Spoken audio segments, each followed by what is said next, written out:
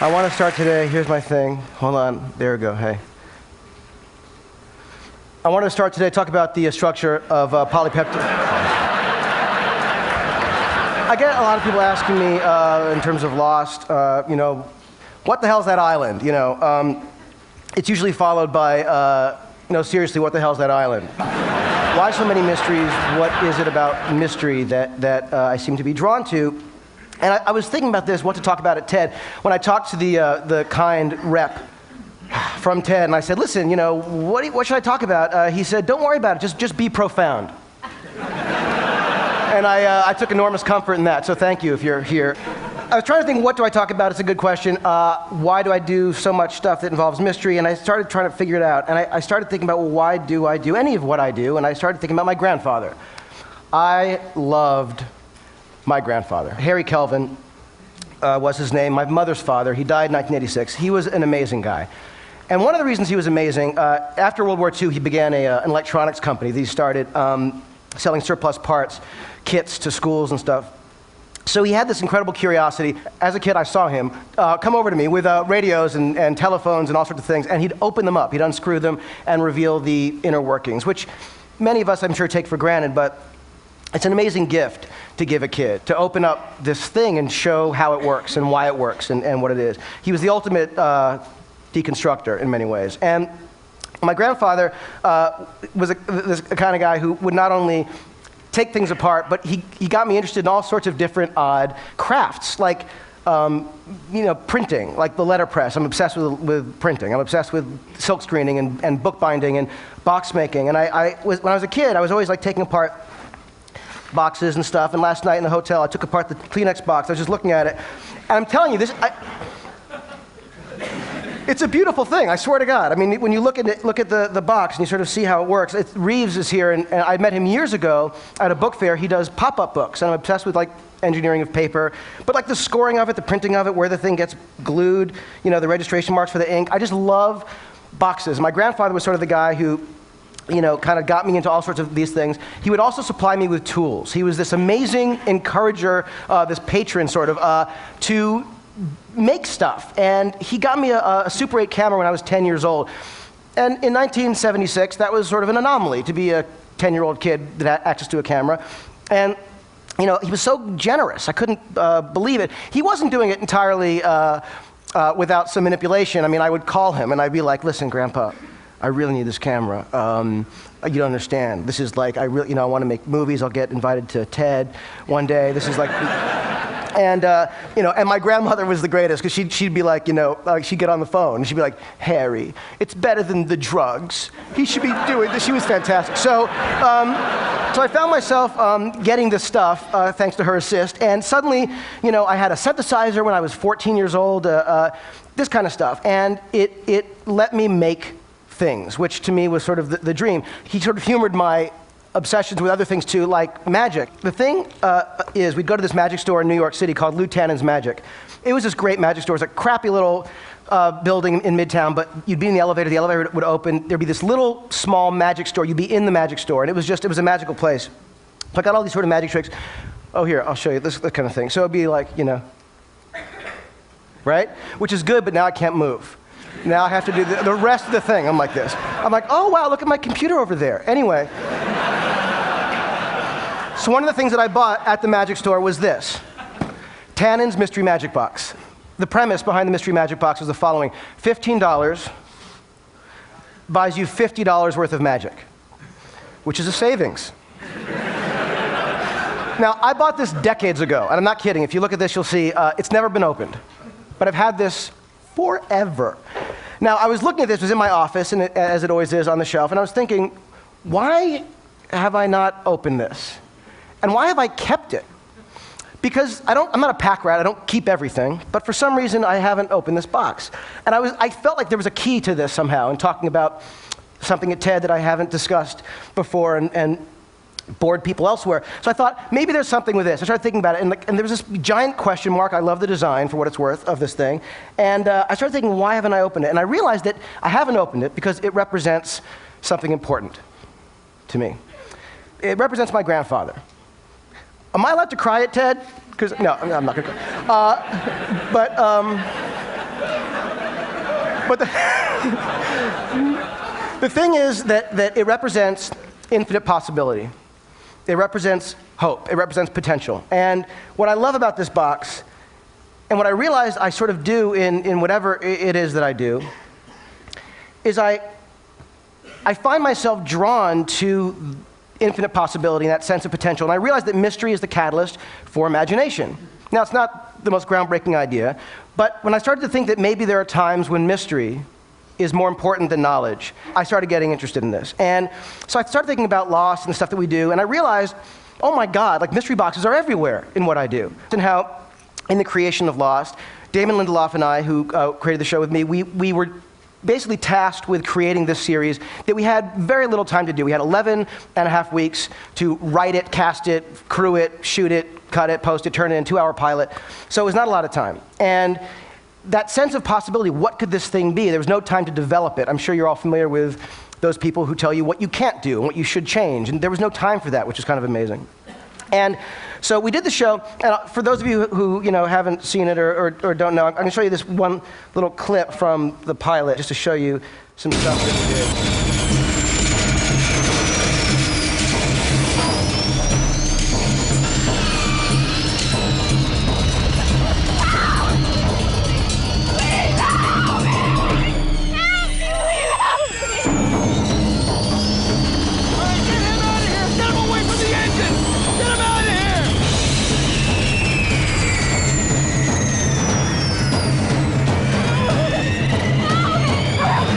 I'm having contractions. How many months pregnant are you? I'm nearly 8 months. And how far apart are they coming? I don't know. A few just happened. Hey! Hey! Get away!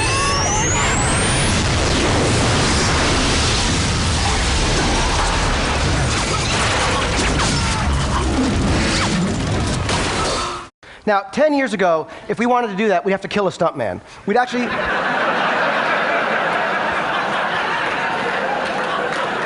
It would be harder. It would take two would be a bitch. So the amazing thing was we were able to do this thing, and part of that was the amazing availability of technology, knowing we could do anything. I mean, we could never have done that. We might have been able to write it, we wouldn't have been able to depict it like we did. And so part of the amazing thing for me is, in the creative process, technology is like mind-blowingly inspiring to me. I realized that blank page is a magic box. It needs to be, filled with something fantastic. I used to have the Ordinary People script that I'd flip through it. The romance of the script was amazing to me. And when it would inspire me, I wanted to try and fill pages with the same kind of spirit and thought and emotion that script did. So that is, I love Apple computers. I'm obsessed. So the Apple computer, like the PowerBook, this computer, right, like it challenges me. It basically says, what are you going to write worthy of me? Like I feel this, I'm compelled. And I often am like, dude, today I'm out. I got nothing. So there's that. In terms of the content of it, you look at stories, you think, well, what are stories but mystery boxes? There's a fundamental question. In TV, the first act is called the teaser. It's literally the teaser. It's the big question. So you're drawn into it. Then, of course, there's another question, and it goes on and on and on. I mean, look at like Star Wars. You got the droids. They meet the mysterious woman. Who's that? We don't know. Mystery box. Then you meet Luke Skywalker. He gets the droid. You see the holographic image. You learn, oh, it's a message. She wants to, find Obi-Wan Kenobi. He's her only hope. But who the hell is Obi-Wan Kenobi? Mystery box. So then you go and he meets Ben Kenobi. Ben Kenobi's uncle is Obi-Wan Kenobi. Holy shit, So it keeps it. Have you guys not seen that? It's huge. Anyway, so there's this thing with mystery boxes that I started feeling like compelled. Then there's a thing of like mystery in terms of imagination. The withholding of information. Doing that intentionally is much more engaging, whether it's like the shark in Jaws. If Spielberg's mechanical shark Bruce had worked, it would not have been remotely as scary. You would have seen it too much. In Alien, they never really showed the alien, terrifying. Even in a movie like a romantic comedy, The Graduate, they're having that date, remember, and they're in the car, and it's loud, and so they put the top up, and they're in there. You don't hear anything they're saying. You can't hear a word, but it's the most romantic date ever, and you love it, because you don't hear it. So to me, there's that. And then finally, there's this idea, and stretching the sort of paradigm a little bit, but the idea of the mystery box, meaning what you think you're getting than what you're really getting. And it's true in so many movies and stories. I mean, you look at E.T., for example. E.T. is this, unbelievable movie about what? It's about an alien who meets a kid, right? Well, it's not. E.T. is about divorce. E.T. is about a heartbroken, divorced, crippled family, and ultimately this kid who can't find his way. Die Hard, right? Crazy, great, fun, action-adventure movie in a building. It's about a guy who's on the verge of divorce. He's like showing up to LA, tail between his legs. There are great scenes, maybe not the most amazing dramatic scenes in the history of time, but pretty great scenes. There's a half an hour of investment in character before you get to the stuff that you're expecting. When you look at a movie like Jaws, the scene that you expect, we have the screen, these are the kind of scenes that you remember and expect from Jaws. And she's been eaten, there's a shark. The thing about Jaws is it's really about a guy who is sort of dealing with his place in the world, with his masculinity, with his family, how he's gonna, make it work in this new town. This is one of my favorite scenes ever, and this is a scene that you wouldn't necessarily think of when you think of Jaws, but it's an amazing scene.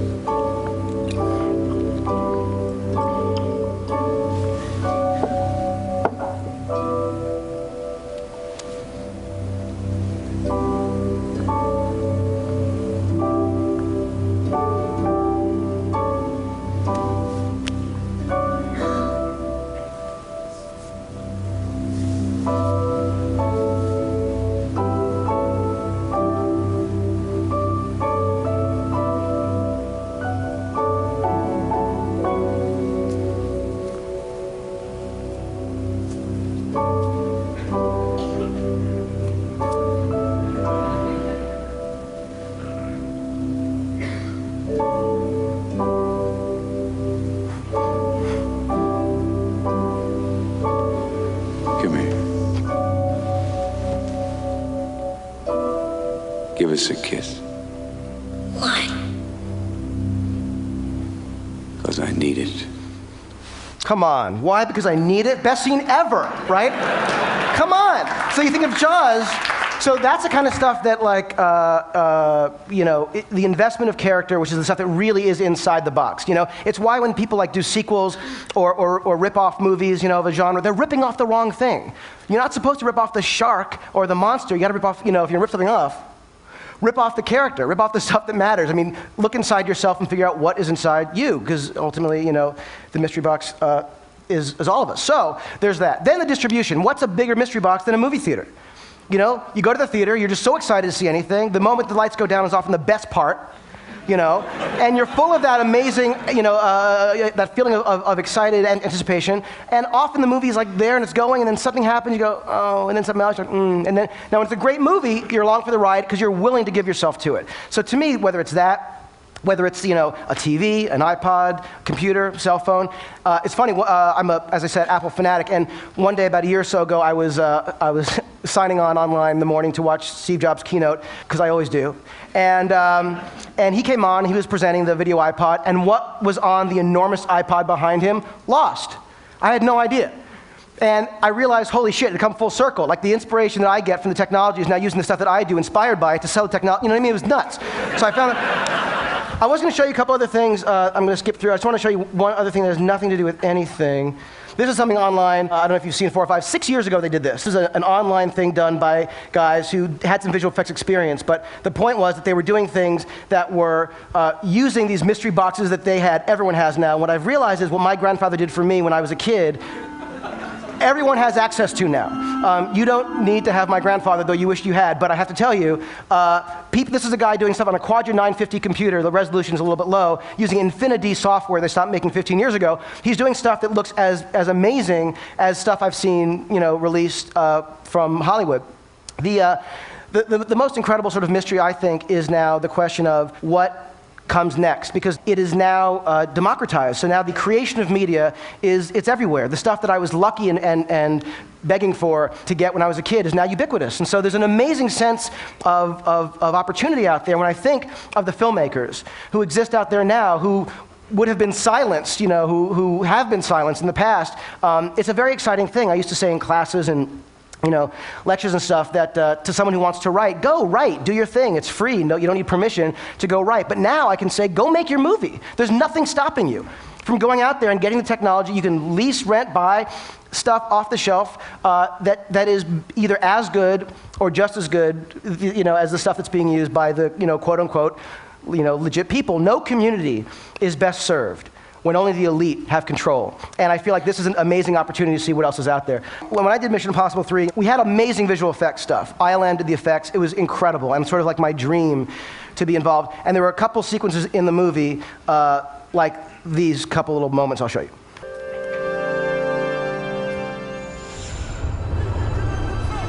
There's that.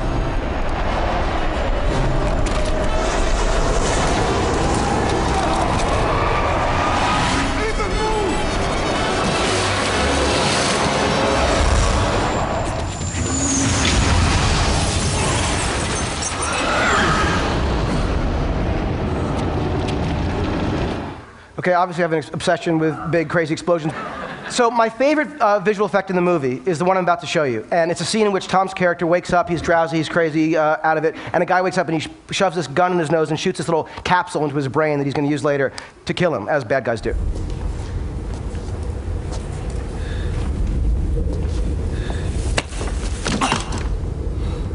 Good morning. Okay, now, when we shot that scene, we were there doing it. The actor who had the gun, English actor, Eddie Marsan, sweetheart, great guy. He kept taking the gun and putting it into Tom's nose, and it was like it was hurting Tom's nose. And I learned this very early on in my career: don't hurt Tom's nose. There are 3 things you don't want to do. Number 2 is don't hurt Tom's nose. So Eddie has this gun, and he's the greatest guy, and he's like this really sweet English guy. He's like, I'm sorry, I don't want to hurt, I'm like, we have to make this look good. And I realized that we had to do something because it wasn't working just as it was. And I literally thought back to what I would have done using the Super 8 camera that my grandfather got me sitting in that room, and I realized that hand didn't have to be Eddie Marsan's. It could be Tom's. And Tom would know just how hard to push the gun. He wouldn't hurt himself. So we took his hand and we painted it to look a little bit more like Eddie's. We put it in Eddie's sleeve. And so the hand that you see, I'll show you again, that's not Eddie's hand, that's Tom. So Tom's playing 2 roles. And he didn't ask for any more money. So here, watch it again. There he is, he's waking up, drowsy, been through a lot. Good morning. Tom's hand, Tom's hand, Tom's hand. Anyway, so. Thanks. So you don't need the greatest technology to do things that can work in movies, and the mystery box, in honor of my grandfather, stays closed. Thank you.